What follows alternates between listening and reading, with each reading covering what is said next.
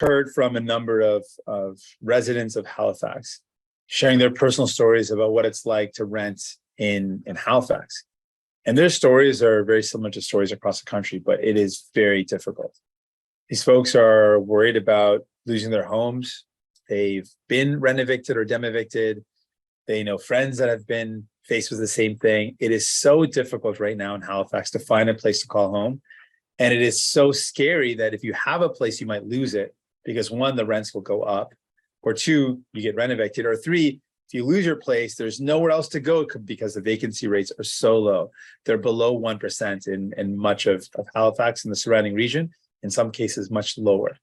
This is very dire right now. And the stories that we heard, young people that earn decent wages, couples that are living together with two incomes and still barely able to afford something that's in their income range.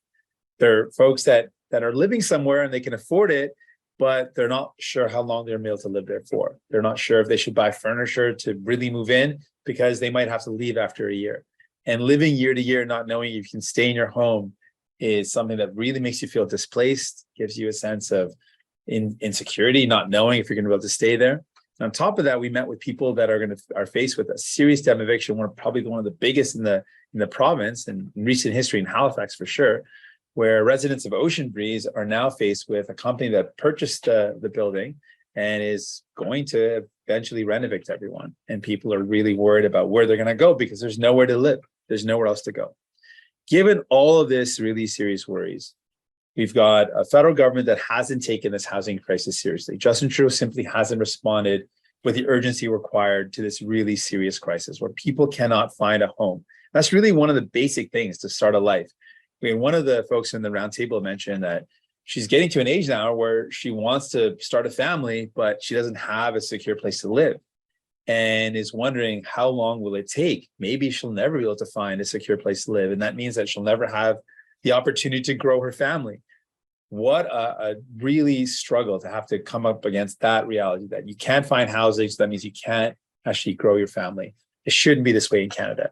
And it certainly shouldn't be the way that it's been for the past 8 years, where it's getting worse and worse. The average rent now for a 2-bedroom in Halifax has gone above $2,200. This is outrageous. And then we've got the Conservatives that talk a good talk, and Pierre says he cares about it, but he was in power. We saw 9 years of Harper Conservatives, and they cut funding for affordable housing. They made promises to incentivize building more homes that are affordable and broke those promises. You can't trust the Conservatives to actually build homes that are affordable. And that's why we're offering hope to people. We know that we can tackle this if we make better choices. So first of all, we need to build more homes rapidly. There's no question about it. But we also need to be clear about what we're building. We need to build purpose-built rentals that are deeply affordable. We also need to protect the affordable that we do have. And that's why we've launched an idea of an acquisition fund to keep the affordable rentals that are available, keep them in the hands of the community, not-for-profit community groups or cooperatives, but keep those rental units affordable. And we need to build non-market housing because market rents and market homes are simply unaffordable, even for people who've got good incomes. So we need to build non-market housing that's not subject to the market rates, but something that's actually affordable for people. Mm-hmm. We need to build more not-for-profit housing, more cooperative housing, homes that people can actually afford. And finally, we need to change the way we approach the market, because the market that's been designed in Canada has been set up to make rich investors a lot of money, but hasn't been designed to give people a place to call home. That's something that we've got to change. We've got to change the laws and the rules around the way the market's designed so that it actually benefits everyday families, because it's not the case right now. The current market and the current market rates are completely out of line of what people earn and everyday families' salaries. There's a massive gap, and that has to be fixed. And there's things that we can do to change that. There's ways we can approach the housing market that actually incentivize homes for people, for families, and not for businesses to make profit. That's what we're proposing as New Democrats. We have got to take this housing crisis seriously. We've got to make sure people have hope that they can actually have a home that they can afford. And we can do it if we make the right choices. Donc, j'ai eu une conversation avec des gens ici qui habitent à Halifax et ils ont des grands défis pour trouver du logement abordable. Ils ont partagé les histoires du fait qu'ils ont peur chaque année qu'ils vont perdre leur maison à cause du fait que leur maison, leur appartement va être démolir ou des rénovations va se passer. Donc, il y a des grands peurs pour des familles, des grands peurs pour des gens. Et on a un gouvernement libéral qui a eu 8 ans pour régler le problème, mais ils n'ont pas agi pour régler ce problème. Et aussi, les conservateurs donnent des belles paroles, mais on a vu leur bilan. Ils ont eu 9 ans comme gouvernement et ils ont coupé dans les investissements pour du logement abordable. Ils ont brisé des promesses pour construire du logement abordable. Donc, ça, c'est pourquoi on a besoin de donner de l'espoir pour des gens. On peut améliorer les choses avec les choix différents. Ça, c'est pourquoi on propose un fonds d'acquisition pour garder les appartements qui sont abordables. On doit construire plus de logements abordables et on doit aussi investir davantage pour construire du logement qui n'est pas dans le marché des coopératives, des maisons ou des complexes, du logement à but non lucratif pour vraiment avoir du logement abordable. On peut régler cette crise, mais on a besoin de courage, on a besoin de prendre des décisions qui vont vraiment aider monsieur, madame, tout le monde. Et on est prêt de faire ça. Thank you so much for that. I'm really honored to be here in Halifax and I look forward to your questions. Je suis prêt pour vos questions. We'll start with questions in the room. We'll take one question and one follow-up, starting with CTV. Thank you. Thanks for taking our question, Jagmeet Singh. Chris Nashkate, CTV National News. I want to ask you a question about something else you've been on tour about. Earlier this year, we saw that for 3 months, Loblaw voluntarily froze the prices on their no-name line of products to address rising grocery prices. France and Greece's governments went a step further and froze grocery prices for basic goods. Should Canada's government step in and do the same? Well, what we've been saying is that what we've seen from corporate grocery stores in this country is record profits. Their CEOs are making huge bonuses at a time when Canadians are having the hardest time affording the groceries. No other party, not the Liberals, not the Conservatives, are willing to call out the greed that is driving up the cost of food, because the Competition Bureau has investigated and found that these large corporate grocery stores have indeed increased their margins. They have increased their margins and increased their profits while people are struggling. And so we're calling for immediate action. We made an announcement in Newfoundland and Labrador just recently about some of the steps we could take. We're calling for the government to step up and actually stop allowing these large corporate grocery stores to have a free ride, with stiff penalties for price fixing, with more penalties and stiffer penalties for any sort of consumer abuse, and more price transparency. We want to put in place an excess profit tax to stop these companies from gouging Canadians and use the revenue from that tax to give Canadians a break when it comes to supporting their groceries. We can tackle this if we take the right steps. And one of those is to acknowledge that corporate greed, the greed of these CEOs, is driving up the cost of foods. Neither the Conservatives nor the Liberals have ever mentioned this and are unwilling to take this on, but New Democrats are, and we're going to continue to push for real relief for Canadians. Thank you for that. The other question I have is, I know what happened yesterday is seen as private matters, but I wanted to get your thoughts on the Prime Minister's separation announcement yesterday. Do you have any message you would like to share with Trudeau and the family on behalf of the party?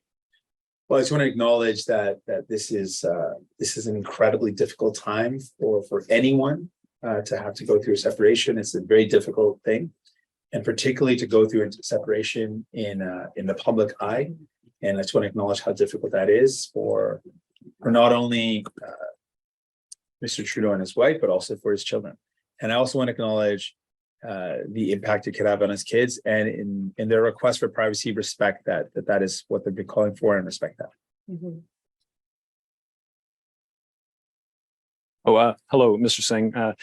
Paul Bacon, all Nova Scotia. Can you just talk a little bit more about what the practical steps you would take to achieve the things you were talking about in terms of more affordable housing? I believe you've talked about waiving the GST and HST on new construction.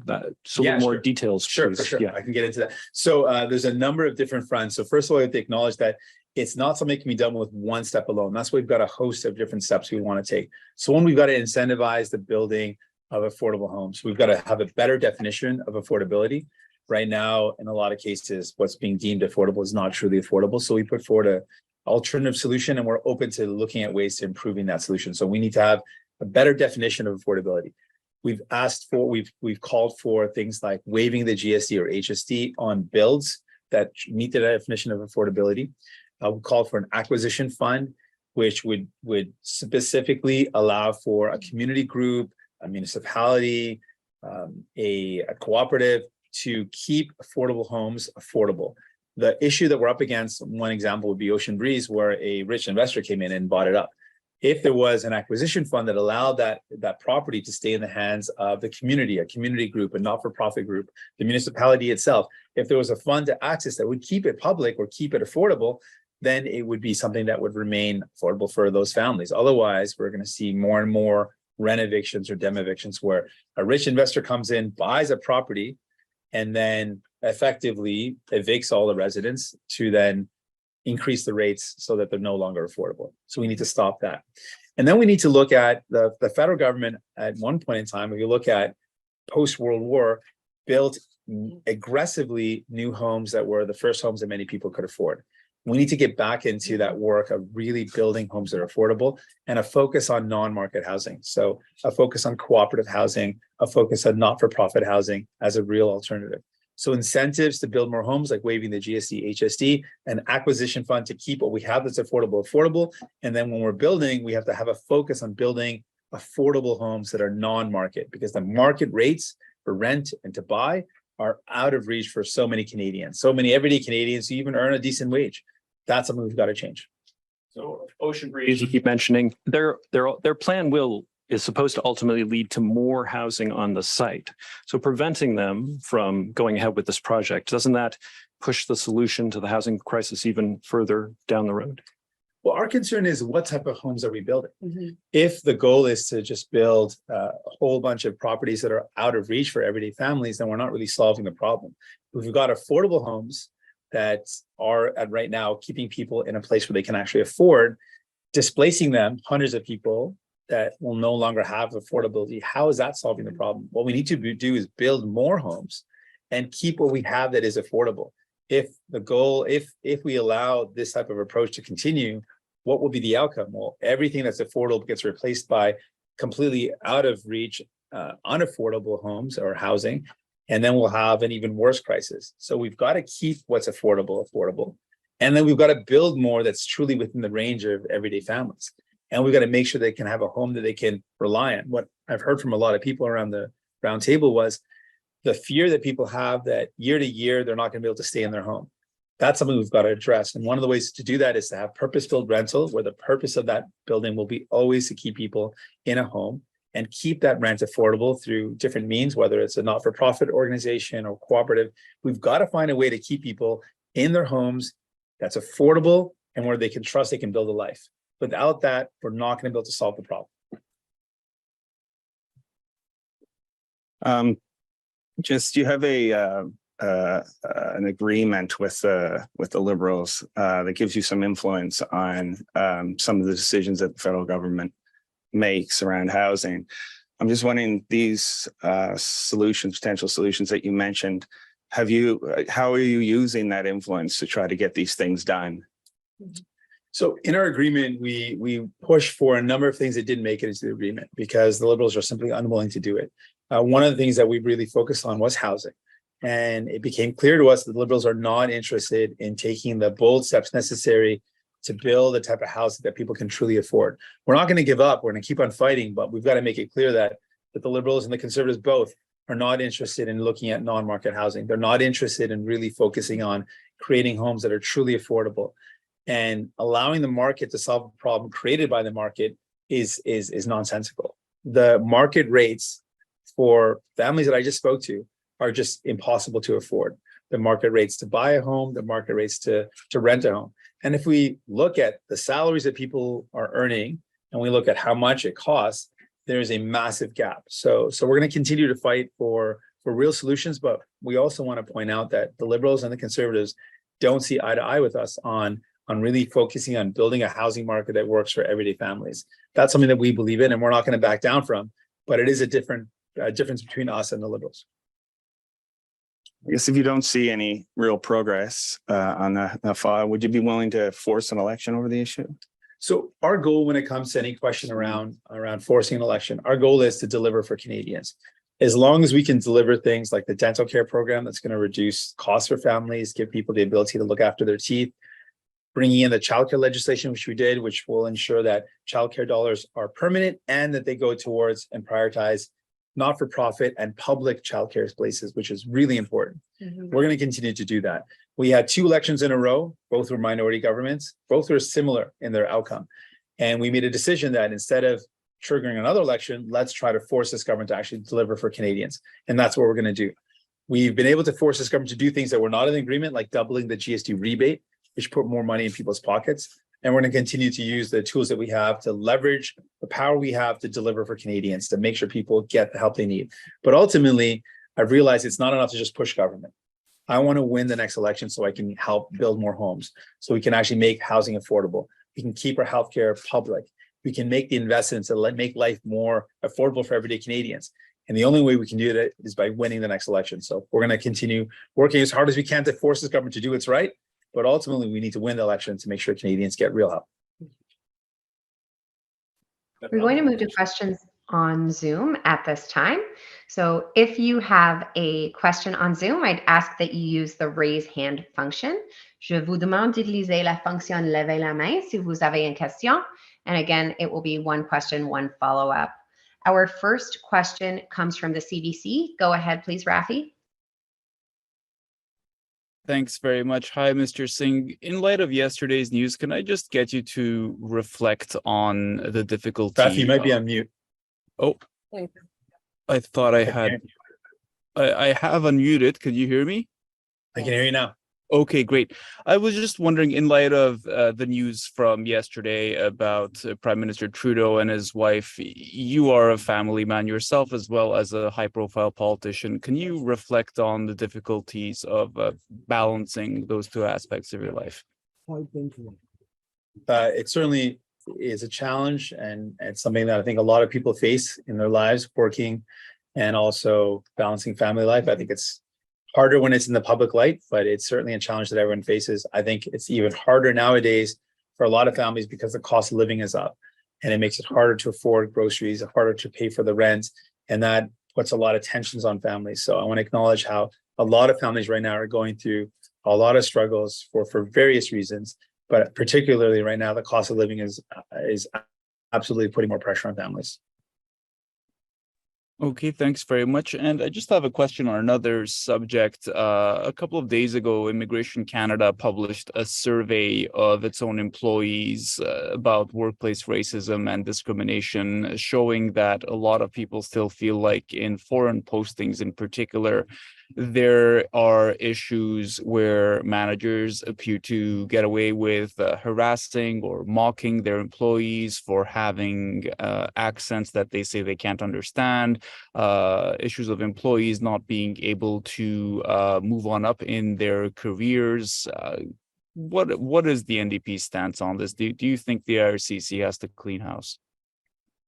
Well, it's clear that's completely unacceptable. Like, it's wrong. That should be happening. No one should feel discriminated for because of the way they speak, the language background that they have. I mean, these are obvious things that should not exist.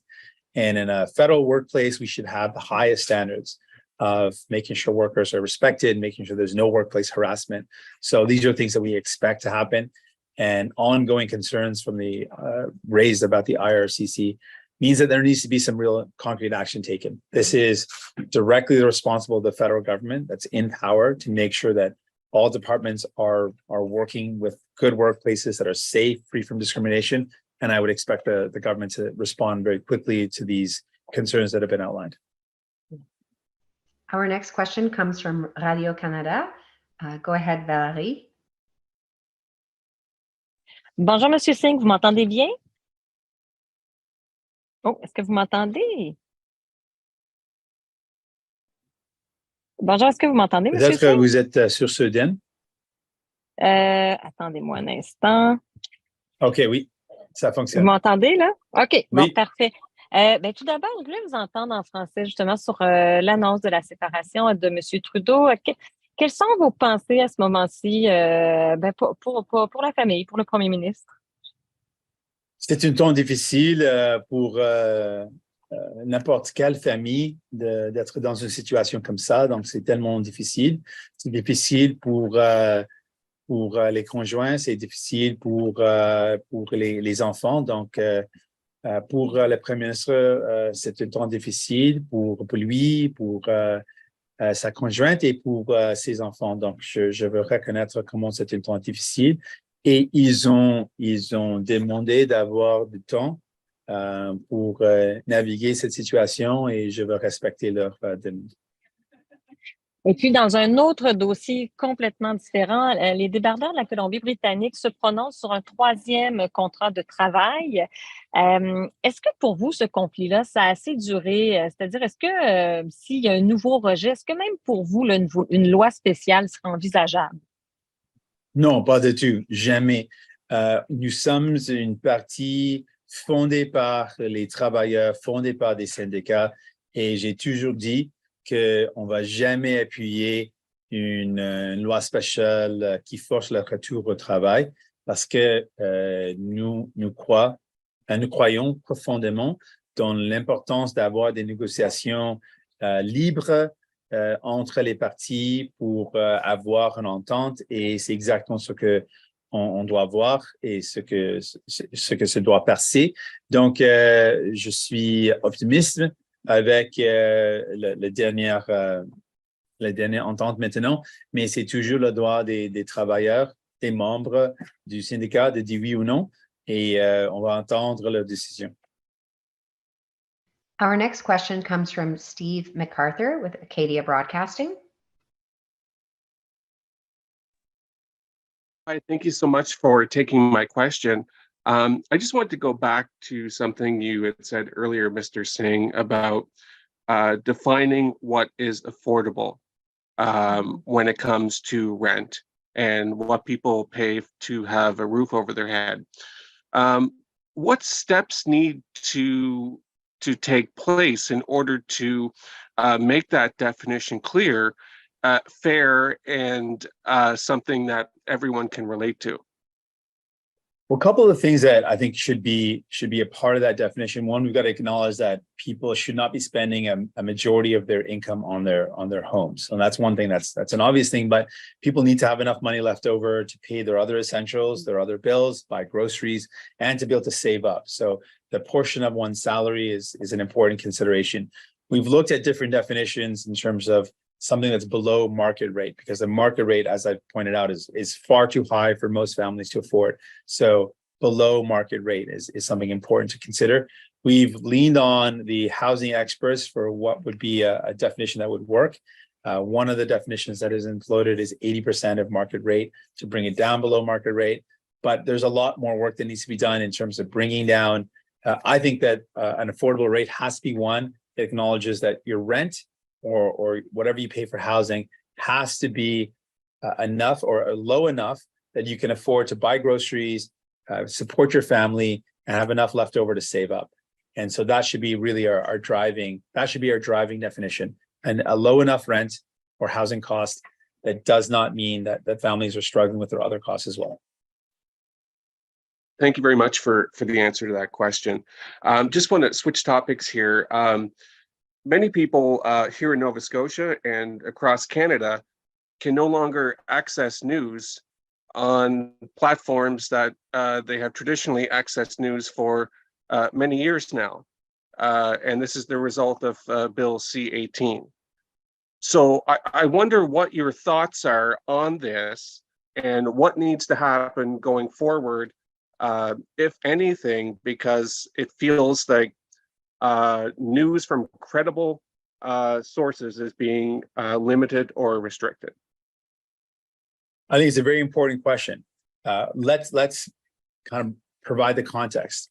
Web giants, large, very profitable companies, have been effectively stealing the work of journalists for a long time, using that journalistic hard work and getting more views on their sites because of it. and they've been profiting off of effectively free labor while making huge profits. The purpose of the bill was to ensure that these very wealthy, profitable companies actually pay workers for their work. That is absolutely what should be happening. These are not companies that are in any way struggling. We're talking about Meta. We're talking about large corporations that are hugely successful and highly profitable, making money off of the work of journalists. The requirement is to make sure that they actually compensate workers. Now, something very similar happened in Australia, where Facebook at the time, Meta, decided that they were no longer going to operate in Australia. Well, the Australian government did not back down, and eventually the resolution was they continued to work and to compensate the workers. This is a very important fight, and I think a lot of governments are going to be up against this fight. Large and wealthy social media companies making massive profits and using the work of journalists, not compensating them. I think this is an important time to stand up and say, yeah, Meta should be paying journalists for their work. And that is something that the bill requires, and it's absolutely something I support. These rich companies should not be ripping off the hard work of journalists and can afford to pay them. They should be doing that, and that's what we're pushing for. Our next question comes from the Canadian Press. Go ahead, please, Mickey. Thank you. I just wanted to know if you had reached out to Trudeau at all following yesterday's announcement. Mickey, I just missed the first part of your question. Oh, have you reached out to Trudeau following yesterday's announcement? Yes, I've reached out to our teams have reached out to be able to communicate. Again, I want to say that this is hard for any family. Any family that's gone through a separation can recall the really difficult time that is. And of course, it's even more difficult if it's in the public eye. And it's important to acknowledge how that's going to impact the kids. And so I want to respect all those things, respect their ask for privacy. And I've reached out just to express my concern about or just my sympathy for what's going on. Okay, thank you. And then a few weeks ago, Conservative leader Pierre Poilievre said that there were terms of reference made for a public inquiry. Are you able to confirm this? And can you give us an example of what those terms include? Would it be, looking into foreign interference from other countries or just China? I can tell you broadly what we wanted, and that I've assigned Peter Julian, my House leader, to this file specifically, so he's working on it. Mm-hmm. In general, we're deeply concerned about any allegations of interference on our democracy. It's wrong. It shouldn't happen. And we've been long saying that we need a public inquiry. We have been pushing to say that the public inquiry should include all countries that are in a significant way trying to interfere with our democracy. So we've said that should include not just China, which is the subject of the recent allegations, but Russia, India, and Iran as major countries that have had serious allegations of interference from community groups that have raised that they are experiencing those type of foreign interference or that type of pressure. That's what we've been calling for. And the other parties haven't been clear on their stance about including other countries. Some of them have been resistant. We've been saying that it should include any major country that's involved in or engaged in any allegations of interference. I'm not seeing any more questions on the Zoom, but we do have a couple of questions in the room. We're going to go back to the Herald for a question. Just seems to be an emergency situation here in Halifax, with renters. You've talked about ocean breeze and, homelessness rates are, record high. Vacancy rates are super low. I'm wondering, do you think the province needs to impose a rent evictions ban just for the short term, I guess, at least, while we kind of figure out this crisis? Oh, absolutely. I think there should be an immediate moratorium on rent evictions. I think the fact that people are getting rent evicted out of their homes is horrible. And when there's no vacancy rate, or such a low vacancy rate, there's nowhere to go to, it just exacerbates that problem. So I think that we should be, I've been looking at how we can do a federal ban of that, but provincially, New Democrats have been fighting to say this is wrong, this should stop, it should not be happening.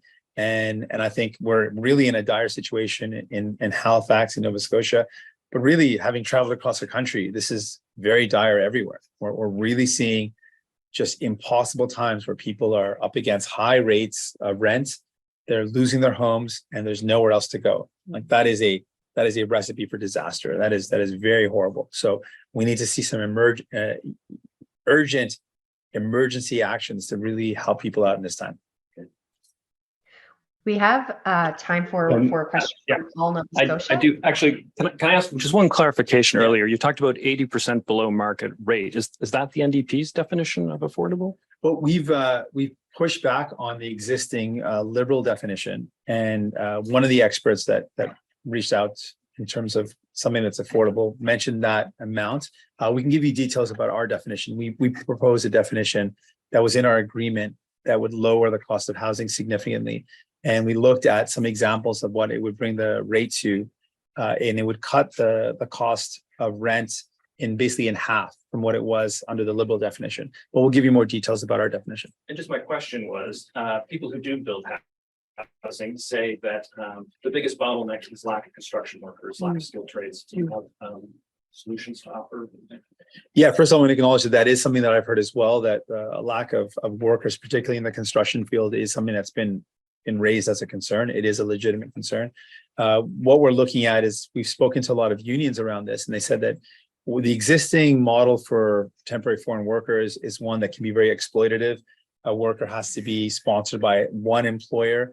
That one employer may not have consistent, steady work for 2 years, which would meet the requirements of some of the foreign temporary workers requirements federally. So instead, having workers be sponsored through union halls might be an alternative way. They come through the union can help connect them with the right employment. They're insured better wages. It ensures that the overall labor market is maintained at a good labor wage for all workers, and it helps us meet the needs. So that might be one solution, that we work with unions in building trades to recruit workers directly through those unions. They can then guarantee the work because there's really a lot of work out there, and it would ensure that they're being treated well, not exploited, and not up against that same issue where one site might have work for 6 months, but then they might not have work for a bit, and then that would not satisfy a proper definition of a temporary foreign worker. Okay, now we're going to take one question from the Herald in person. If a renovation ban was imposed, what conditions would you have to see in order to be convinced that the ban could be lifted? So we need to make sure there's enough affordable housing for people, that rents are affordable for people, that people can actually find something that's in their budget, that they can live in, and that they're going to be there for the long term if they want to. There's got to be a lot more affordability out there where people can actually find a home, build a life, and know that it's within their budget and that they can be there for the long run. These are some of the criteria I would say that need to be there in our housing in general. And until we have that point, there should be no affordable units in our country should be bulldozed over for rich developers to make more profits when people cannot afford to live where they are. This is going to conclude. About the Trudeau separation. You get a chance. I've said something that I think is difficult, it's challenging. I understand how many families have gone through something so difficult, and that to do it in the public limelight, like I said, is really, really hard, and it's hard on the kids. So I respect the request for privacy. This will conclude our press conference today. Thank you. Thank you.